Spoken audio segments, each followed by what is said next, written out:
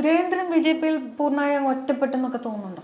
അല്ല, അതിനൊന്നും കാര്യമില്ല. ബി.ജെ.പി പോലത്തെ പാർട്ടിയിൽ ഒരു വ്യക്തിക്ക് വലിയ പ്രാധാന്യമില്ല. CPM പോലെയാണ്. CPM ഇപ്പോൾ എത്ര വലിയ നേതാവാണെങ്കിലും ആ പാർട്ടി സെറ്റപ്പിന് പുറത്ത് അവർക്ക് നിലനിൽപ്പില്ല. ഒരു മുതിർന്ന നേതാവ് കുറച്ചും കൂടിയൊക്കെ അല്ല, സുരേന്ദ്രൻ പ്രസിഡന്റ് ആവുന്ന സമയത്ത് ബി.ജെ.പിക്കാരുടെ വലിയ പ്രതീക്ഷ ഉണ്ടായിരുന്നു.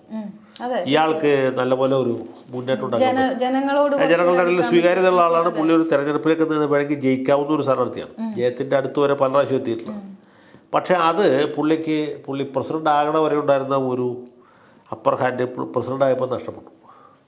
അതിൻ്റെ ഒരു കാരണം വെച്ചാൽ ബി.ജെ.പിയിലെ വലിയൊരു വിഭാഗം നേതാക്കന്മാർ പുള്ളിയായിട്ട് തീരെ സഹകരിച്ചില്ല. ചെയ്യണമെന്ന് വിചാരിച്ചിട്ട് കാര്യമുണ്ടോ, ആ ഒരു പിന്തുണ കിട്ടിയില്ല. അതാണ് പ്രധാനമായിട്ട് പറ്റിയത്. പിന്നെ പ്രസിഡന്റ് അല്ലാണ്ടായി കഴിഞ്ഞപ്പോൾ പിന്നെ വേറൊരു നിയമസഭാ തെരഞ്ഞെടുപ്പിൽ പുള്ളി ഇപ്പോഴും നല്ലൊരു സീറ്റിൽ നിർത്തുകയാണെങ്കിൽ വേണമെങ്കിൽ ഫൈറ്റ് ചെയ്ത് ജയിച്ചു വരാവുന്ന.